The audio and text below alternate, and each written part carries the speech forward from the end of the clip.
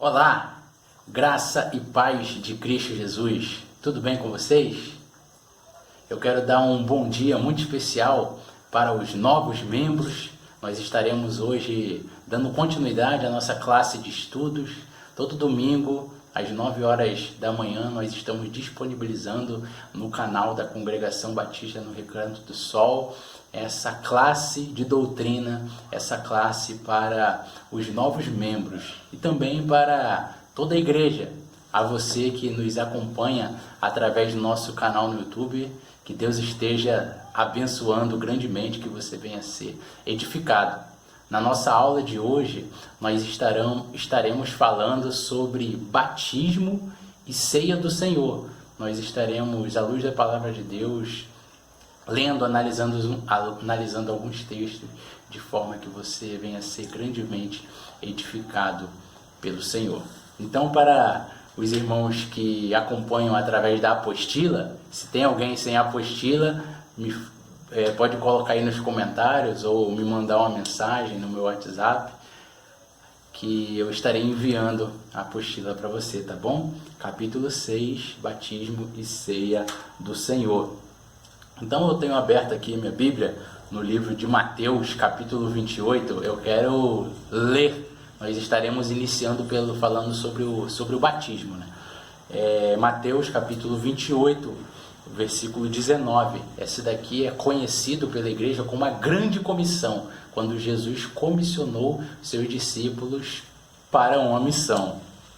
Ide, fazei discípulos de todas as nações, batizando-os em nome do Pai, do Filho e do Espírito Santo.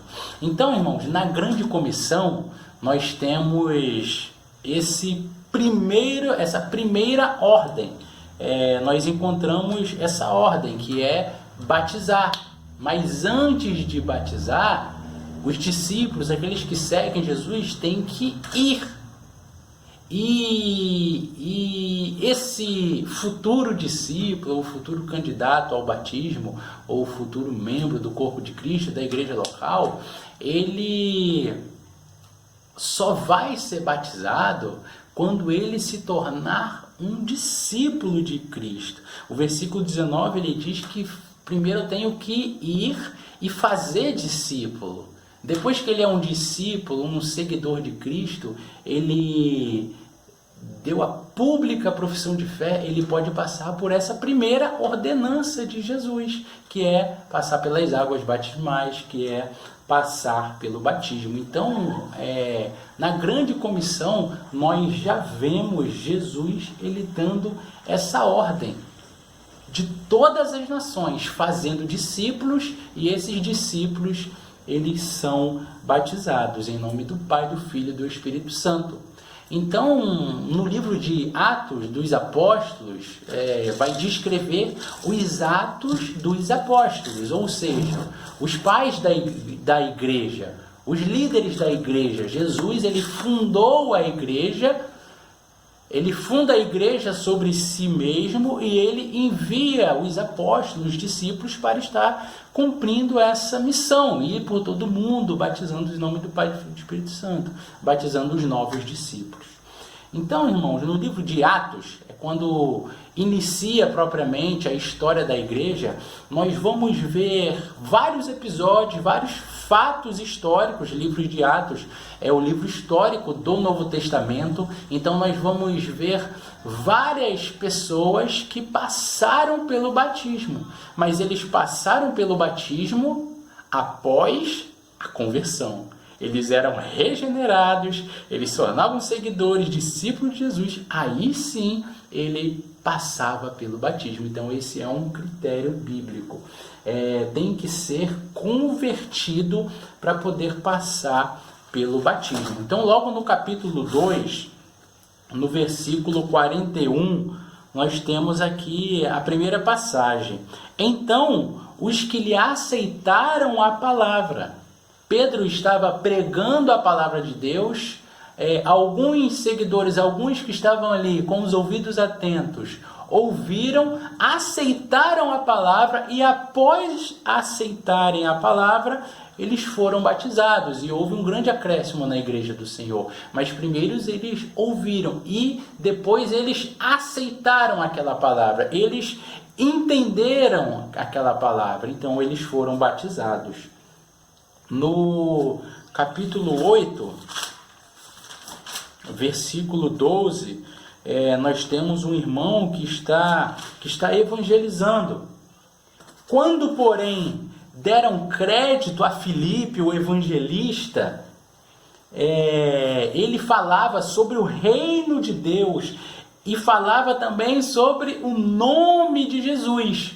Após essas pessoas darem crédito, ou seja, após essas pessoas acreditarem, entenderem, compreenderem, elas passaram pelo batismo. Então, elas deram crédito no que Filipe fazia. Filipe estava evangelizando, falando sobre o reino de Deus e sobre Jesus Cristo. E homens e mulheres eram batizados.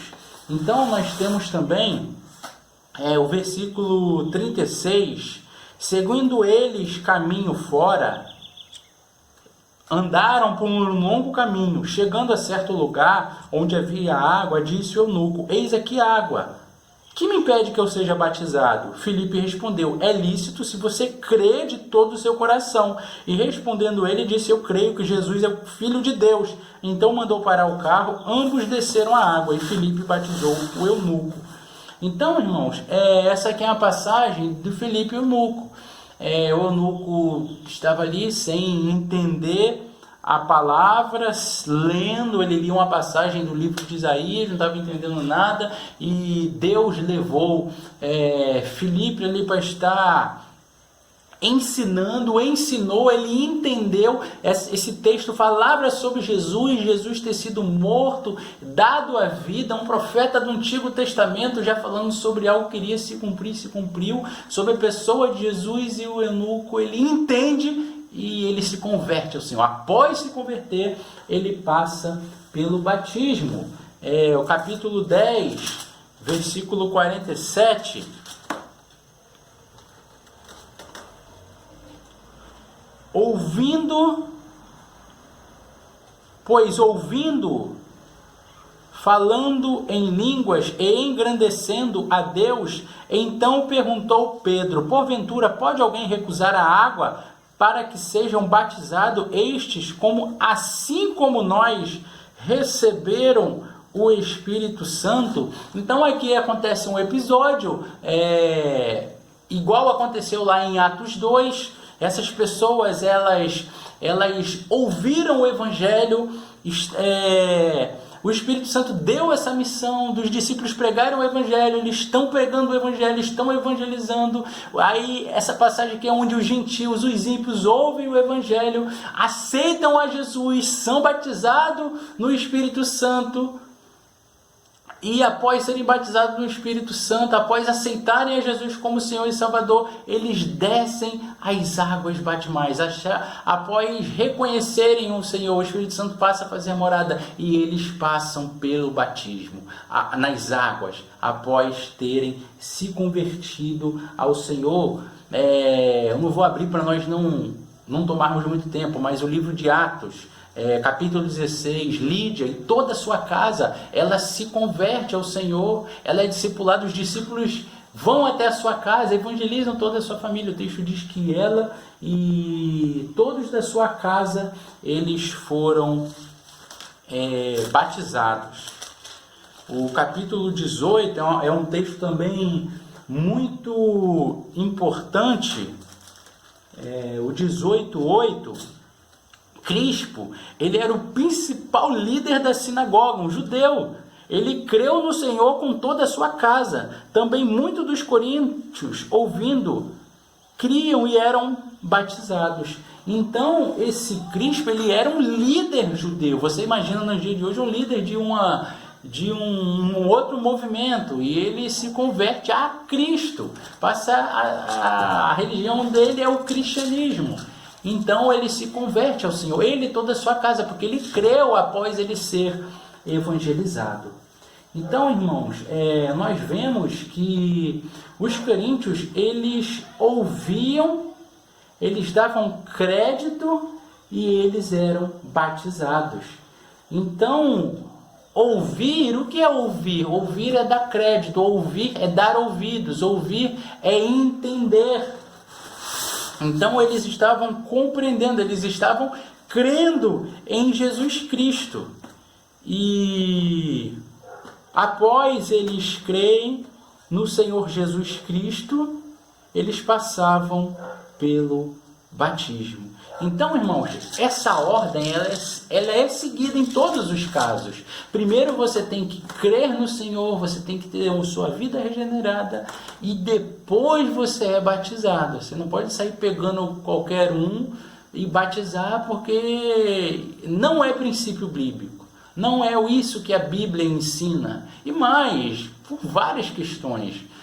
Muito provavelmente esse é um grande candidato a envergonhar o nome do Senhor, haja vista que ele não se converteu verdadeiramente. Então a pessoa tem que dar bom testemunho, tem que se converter verdadeiramente, tem que ter a profissão de fé. A igreja tem que reconhecer e aprovar para assim ser batizada.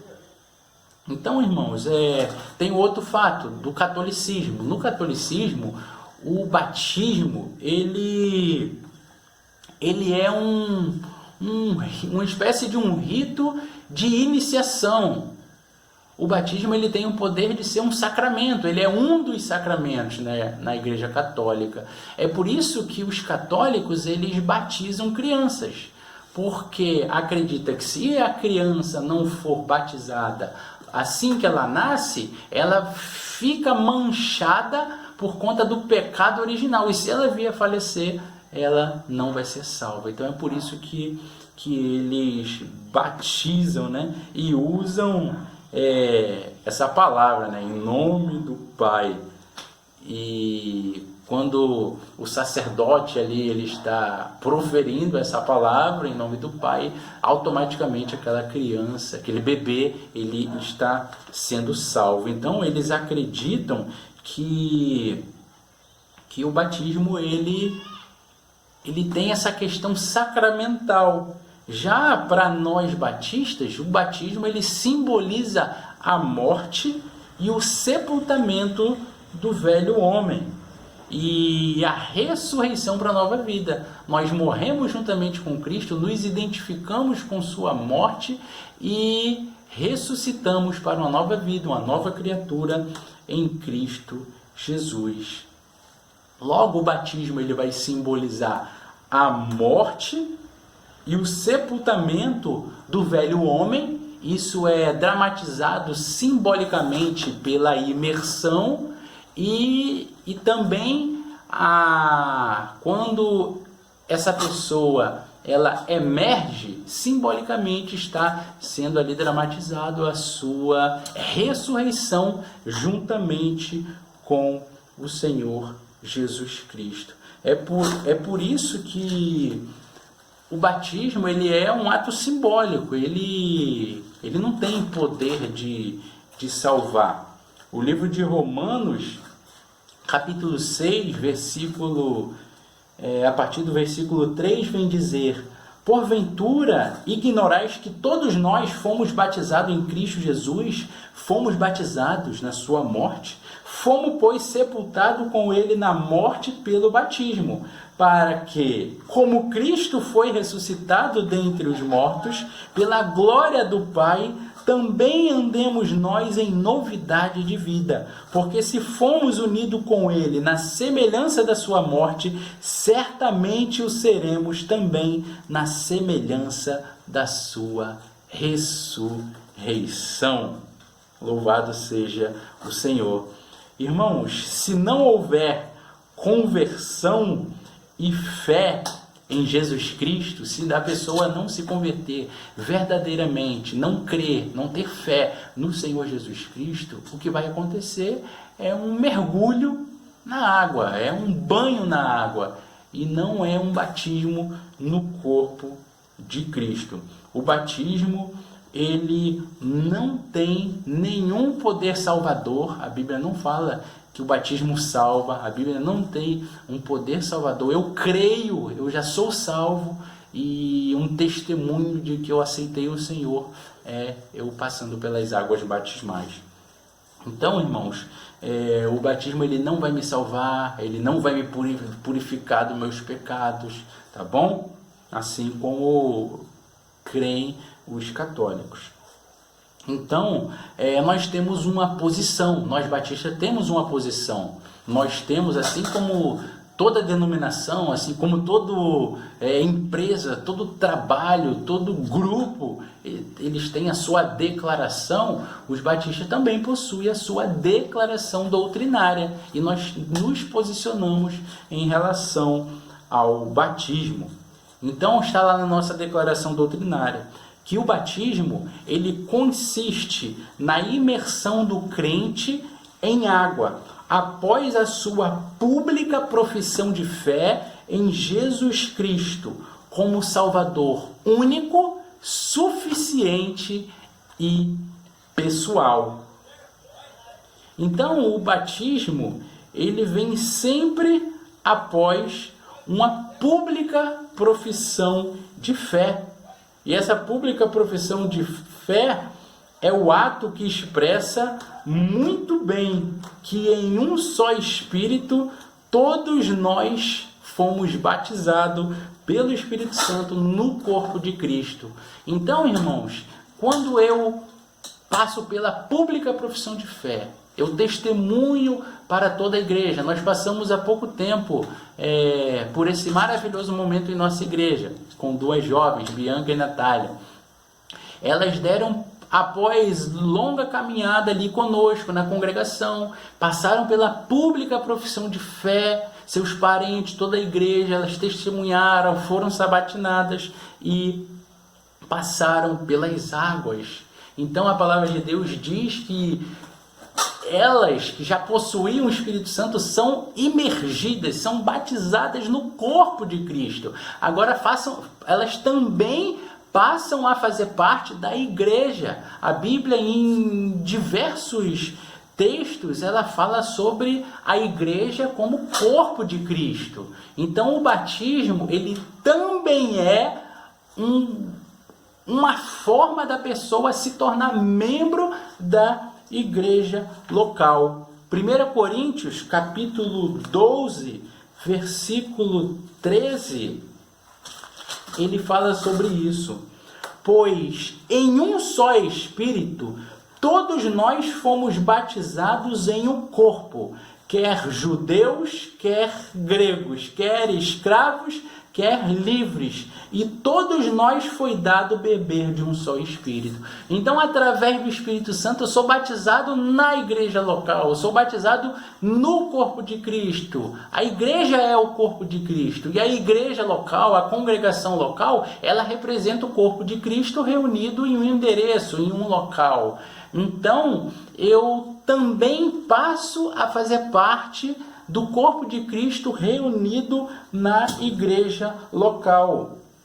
Através do Espírito, todos nós fomos batizados em um só corpo, no corpo de Cristo Jesus.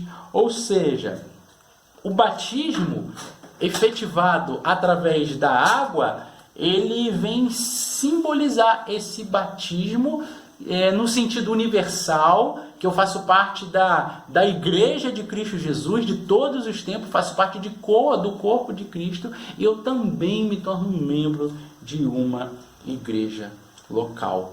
Eu vou agora dar um pause nesse áudio, que está bem escuro aqui, eu vou para um ambiente mais claro, tá bom? Então, a nossa declaração doutrinária, ela vai falar sobre as formas de se tornar membro da igreja local.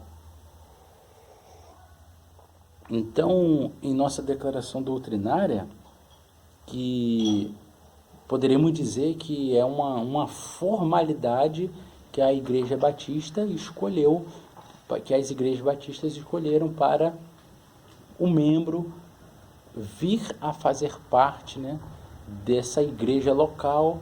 Essa pessoa tem o seu nome escrito no hall de membros e ela passa a ter direitos e deveres dentro da igreja local. Então está lá para ser membro da igreja local.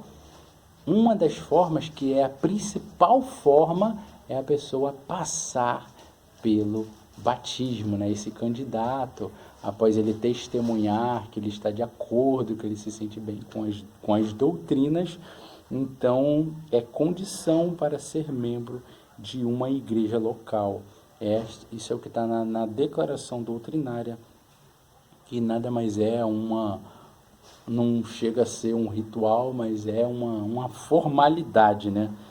Então, eu quero falar agora sobre as formas de um candidato, de uma pessoa, de um cidadão se tornar membro de uma igreja batista. Existem 3 formas, 4, uma que é um expediente que quase nunca acontece, é bem raro, mas são 4 formas de se tornar membro de uma igreja batista, né? Então, a primeira forma e a principal forma é através do batismo. Aquela pessoa, ela vai ficar um tempo visitando a igreja. Se, por exemplo, ela já é crente, ela já se converteu ao Senhor Jesus. Mas o que acontece? Existe vários tipos de batismo. Eu já conversei com pessoas, por exemplo, que tiveram que passar pelo batismo para se tornar membro, que ela disse: eu fui batizado, mas era tão jovem, eu nem lembro como isso aconteceu, o porquê, eu não tive uma aula, uma explicação, só fui batizada. Então, existe um porquê. E uma forma de você se tornar membro oficialmente, com seus direitos e deveres, conforme também consta em nossa declaração doutrinária, é passando pelo batismo. Então, seja você membro vindo de outra denominação, já é crente. Se você é crente, você gosta da sua igreja, você se identifica doutrinariamente com essa denominação histórica, bíblica, neotestamentária, e você quer oficialmente se tornar membro dessa igreja, você passa pelo batismo. Uma pessoa que não é crente, que foi alcançada pelo evangelho, ela também passa pelo batismo. Então essa é a porta de entrada da igreja. Lógico, se você vem de outra denominação, existe aquela questão da doutrina da igreja local, da placa da igreja. E existem vários tipos de doutrinas que são diferentes, das doutrinas batistas, das doutrinas bíblicas. Então, uma forma de você estar mostrando para a denominação, ou seja, os irmãos que fazem parte do corpo de Cristo, que você entende, gosta, está se sujeitando, é você passar pelo batismo. Através do batismo, você já é crente, você está dizendo: não, eu quero, eu gosto e eu quero me tornar membro nessa igreja também. Se essa é a forma que a igreja escolheu, eu vou me tornar membro. Então, uma segunda forma de se tornar membro da igreja batista é através da carta de transferência. A pessoa que ela foi batizada em uma igreja batista, ela tem um certificado de batismo. Nós costumamos dizer mesma fé e mesma ordem. A pessoa que ela foi batizada em uma igreja que segue a mesma fé e a mesma ordem, ela veio de uma igreja batista filiada à Convenção Batista Brasileira, quando ela chega em nossa igreja, nós vamos solicitar para a igreja dela, a antiga igreja dela, né, para que envie a carta dela para nossa igreja, uma recomendação de quem é aquela pessoa. E assim a igreja normalmente decide aceitar esse irmão como membro do corpo de Cristo ali na igreja local. Então a denominação tem esse cuidado, ela tem esse zelo, ela não vai admitir qualquer pessoa. A pessoa ela tem que mostrar que ela quer fazer parte, porque nós somos crentes há um tempinho, nós vemos cada coisa por aí, né? Cada coisa. Então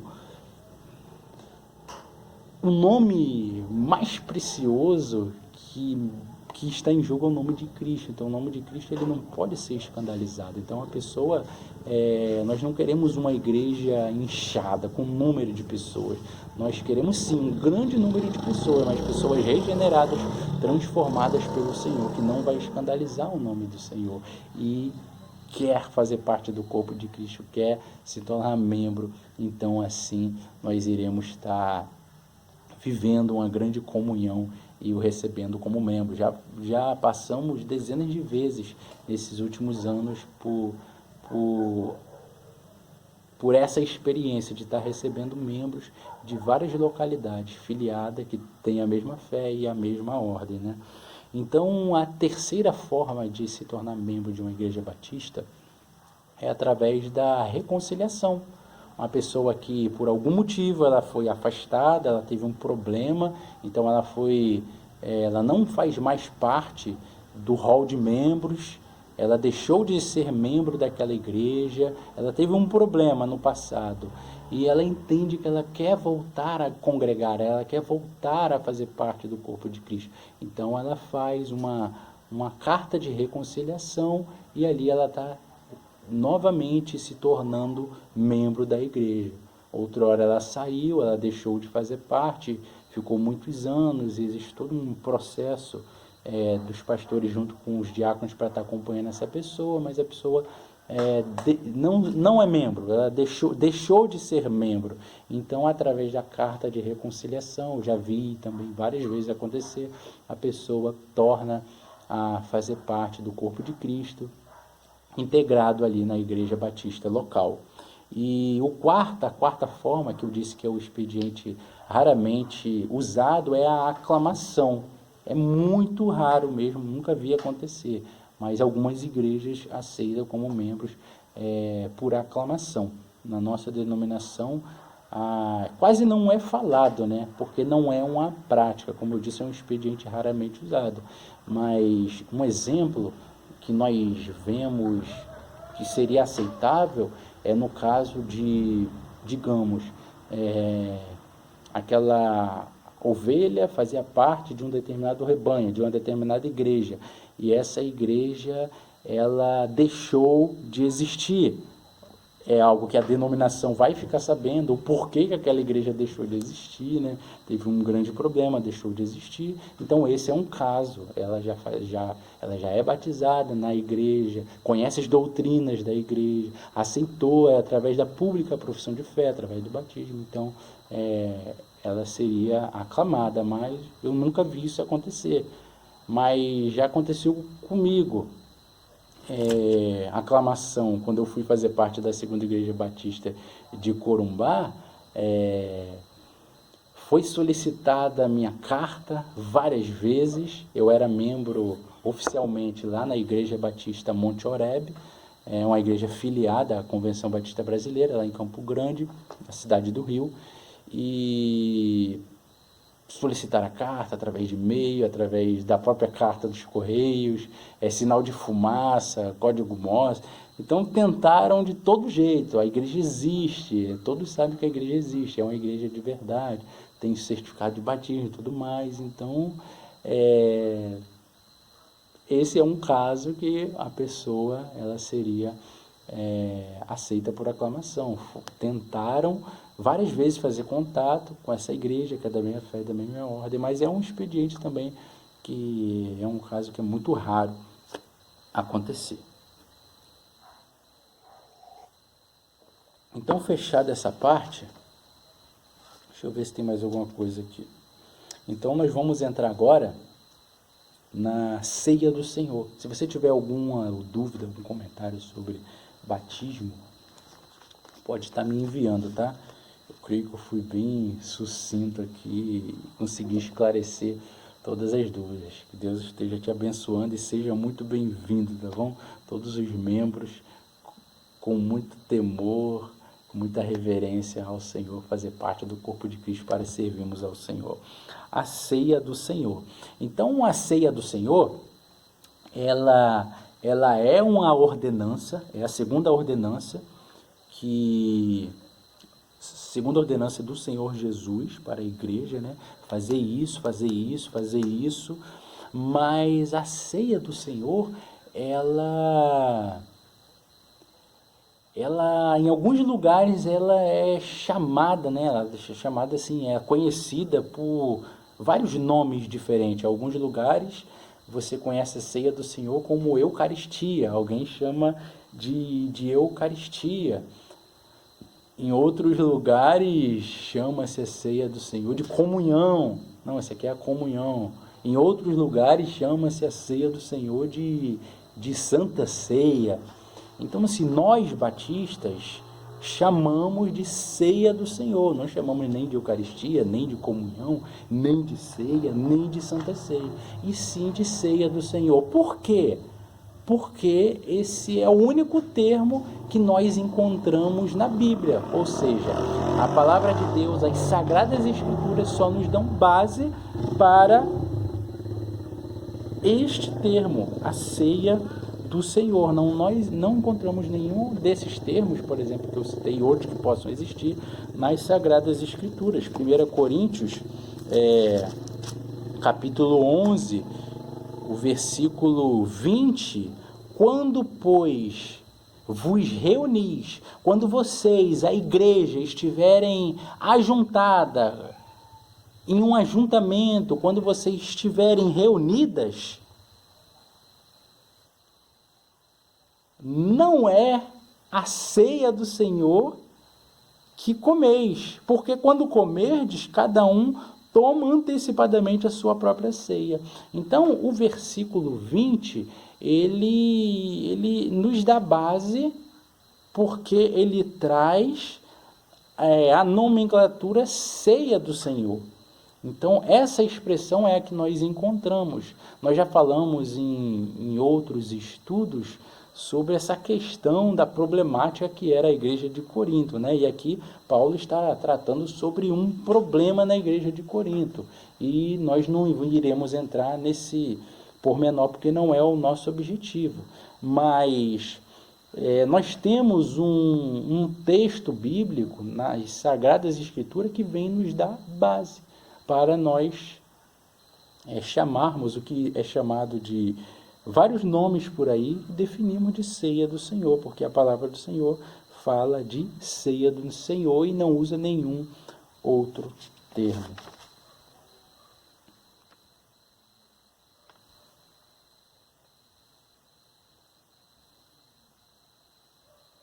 Então, a ceia do Senhor, ela ao longo do tempo já houve, né, várias formas, várias controvérsias, formas de ser praticada em vários lugares, que nós não iremos nos ater tanto para não ficar tão solto, né? Mas sim no que é mais importante, em que Jesus ele ordena os seus seguidores a estarem celebrando, comendo do pão e bebendo do vinho em memória dele. Então, assim, é algo simples. A ceia ela é um memorial. Então, existiu ao longo dos séculos várias controvérsias, né? Então, é muito conhecida a questão da transubstanciação, algumas denominações, lá no século IX, que isso começou, essa questão da transubstanciação, pessoas creem que ali o sacerdote, no momento que ele está ministrando a ceia do Senhor, o pão ele vai literalmente se transformar no corpo de Cristo de forma mágica, né? O suco de uva ele vai se transformar literalmente no sangue mesmo. É por isso que algumas denominações que praticam nem mastigam o pão, porque dizem que vai machucar o corpo de Jesus, né? É sagrado, não pode machucar, tudo mais, né? Mas é algo tão simples que não há necessidade de tanta polêmica.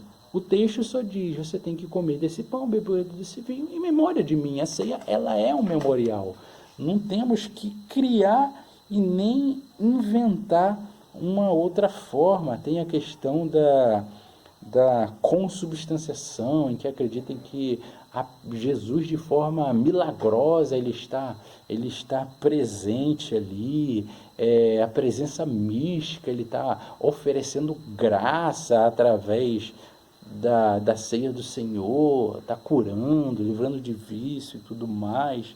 Então nós nós não temos base bíblica para estar firmando essas posições que são totalmente controversas, né? A base que nós temos é para acreditar que a ceia do Senhor ela deve ser feita pela igreja em ajuntamento, e nós temos que fazer em memória de Cristo, para estar lembrando, lógico, a ceia do Senhor, ela renova a nossa fé, porque nós lembramos da morte de Cristo, nós lembramos que nós somos corpo de Cristo, que nós não estamos aqui por acaso, tem um propósito, nós vamos caminhar com o Senhor, a igreja está em união, a igreja está unida, e nós estamos ali cumprindo essa segunda ordenança em memória de mim. Então, os batistas, eles vêm se posicionar através da sua declaração doutrinária. E esse é o posicionamento. Vejamos que os batistas seguem as declarações cristalinas das palavras de Cristo e dos ensinos dos autores do Novo Testamento. O que diz? A ceia do Senhor é uma cerimônia da igreja reunida, comemorativa e proclamadora do Senhor Jesus Cristo. Ela simboliza, por meio dos elementos utilizados, o pão e o vinho.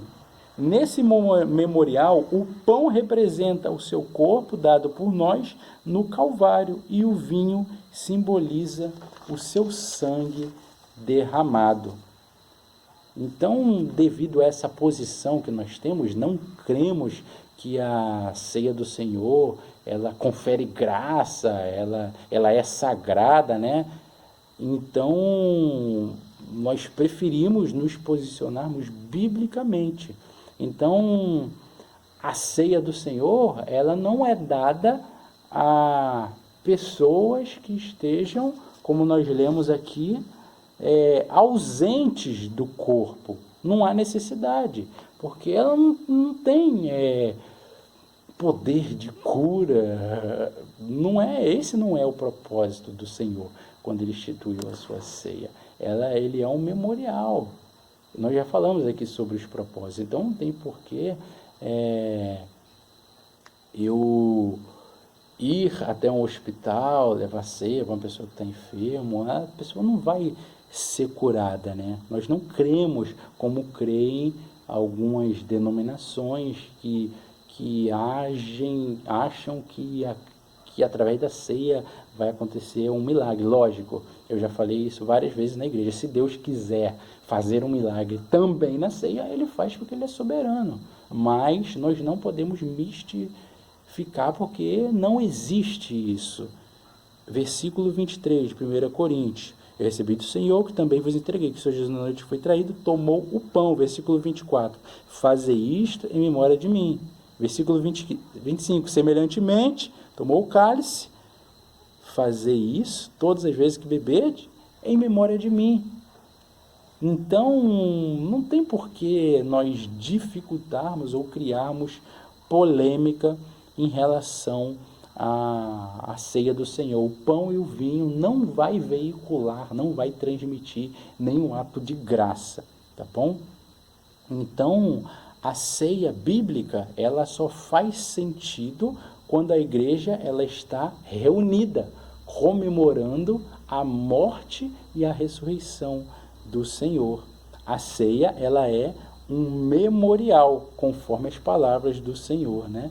Em memória de mim. Então, na verdade, ela é um memorial da salvação que nós alcançamos através de Cristo, a salvação em Cristo Jesus. Amém, irmãos? Eu quero falar agora para estar concluindo sobre os tipos de ceia mais conhecidos. 4 são os tipos de ceia mais conhecidos, que é a ceia ultra livre. Nas mais variadas denominações, a igreja adota vários tipos de ceia, umas bíblicas e outras não. Então existe a ceia ultra livre, existe a ceia livre, existe a ceia restrita e existe a ceia ultra restrita. A ceia ultra livre, qualquer pessoa ela pode participar. As igrejas neopentecostais adotam a ceia ultra livre. Nós sabemos que são igrejas que pregam que através da ceia do pão do vinho, de alguma forma a pessoa vai ser curada de um câncer e tudo mais, né? Então, essa é a ceia ultra livre. A pessoa não precisa nem ser crente para tomar. Qualquer pessoa passou ali na porta da igreja, opa, está tendo ceia, vamos entrar lá, vamos buscar uma bênção. Então, esse é um tipo de ceia que algumas igrejas adotam, a ultra livre. Tem a ceia livre também. Essa posição, ela defende que os crentes em Cristo, independente de placa denominacional, a pessoa confessou o Senhor Jesus Cristo, independente também de tradição, de fé protestante ou não, ela pode participar da ceia do Senhor. Ou seja, basta a pessoa dizer que ela é crente, ela participa da ceia do Senhor. Então essa é a ceia livre. Já a ceia restrita defende os que adotam esse tipo de ceia, que aqueles que participam da ceia, eles professam a mesma fé e a mesma ordem.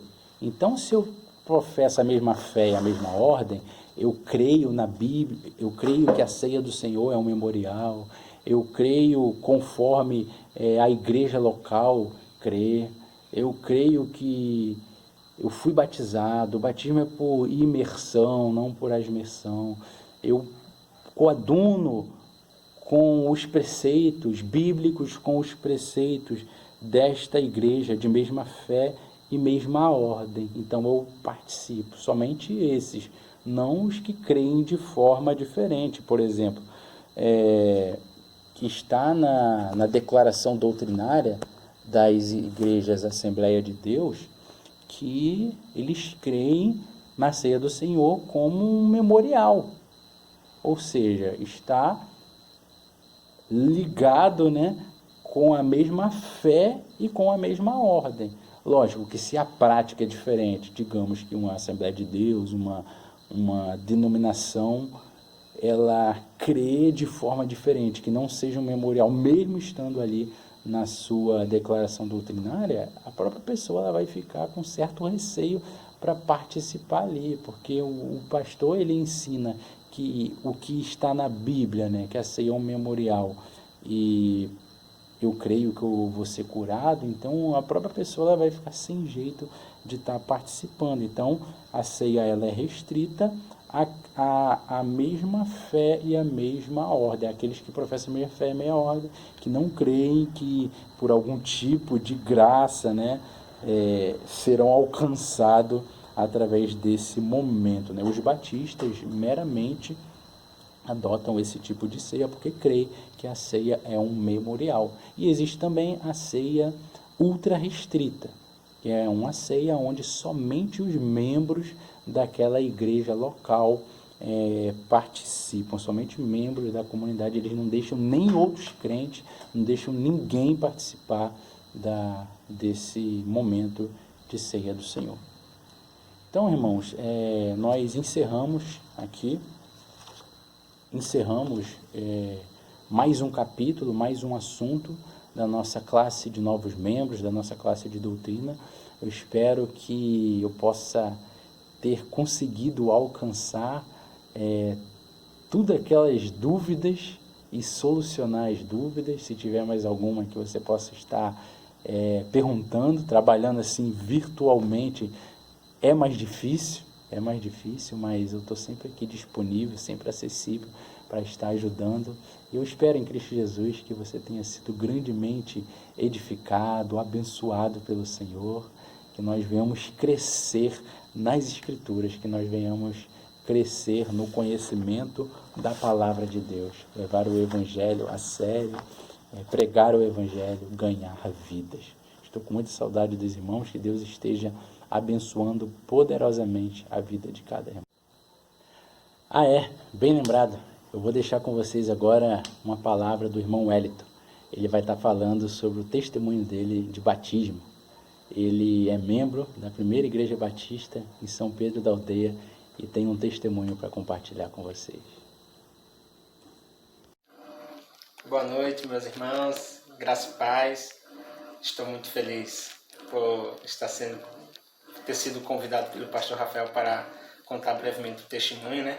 Eu não gosto muito de filmar, tirar foto, ele sabe disso, foi muito difícil fazer isso, mas que é para acrescentar aí, graças a Deus estamos aqui, né? Como é que foi a minha trajetória? Eu aceitei Jesus na Assembleia de Deus, lá em Natal, Rio Grande do Norte, né? Me batizei lá, né? Passei um período lá, né? Depois vim para cá, para São Pedro da Aldeia. E estou na igreja há mais ou menos 10 anos. 10 anos, né? E era o pastor Kleber, né? Era o pastor Kleber na época, quando eu cheguei na igreja. Ele foi que me recebeu, foi que fez o meu casamento. Depois de eu ter me casado, né? Foi ele que apresentou o meu filho. E também, posteriormente, me batizou nas águas. Mas como assim? Pô, eu já era batizado. E batizou nas águas de novo foi. A igreja batista, ele tem esse nome batista porque gosta de batizar, né? Então, da igreja é o batismo. Então, eu não tive muita dificuldade em aceitar e me batizar de novo. Por quê? Porque eu tenho como batismo uma representação de você declarar publicamente a sua fé em Jesus Cristo. Porque na igreja, mesmo sem batizado, eu já participava da equipe de louvor, já participava do coral, eu já fazia tudo dentro da igreja. O batismo é apenas você declarar publicamente a sua fé em Cristo, né? Aquele que realmente te salvou, te libertou e trouxe para a casa do Pai. Então, eu aceitei de bom grado, não tive muita dificuldade, né? Passei pela escola de doutrina, falou sobre a igreja, falou sobre a doutrina da igreja, falou como é que é a igreja batista, isso tudo o pastor Kleber J, né? E um dia me batizei, né? Me batizei nas águas e hoje estou muito feliz, né? E se tiver me batizar de novo, se ele me chamar para batizar de novo, eu irei me batizar de novo, que é muito bom, muito bom descer as águas, né? Só que, né? É isso que eu falei. Eu publicamente declarei a minha fé em Jesus Cristo, né? E creio que os irmãos também não irá passar por, não vai ter essa dificuldade com o pastor Rafael, né? Ele está aí disciplinando, né? A escola de discipulado, né? E que os irmãos podem contar com ele, que ele é um homem temente a Deus, pastor temente a Deus. E eu aprendi muito com ele, eu aprendo, né? Com ele, com o pastor Kleber, com o pastor Elildes, com o pastor Tavares, o pastor Alex, entre outros, né? Eu estou muito feliz por participar, um abração para vocês. Meu abraço da minha família, Elizabeth, meu filho que já está dormindo, Davi Fernando. Uma paz de Cristo fique com vocês, tá bom? Beijão para vocês. Tchau.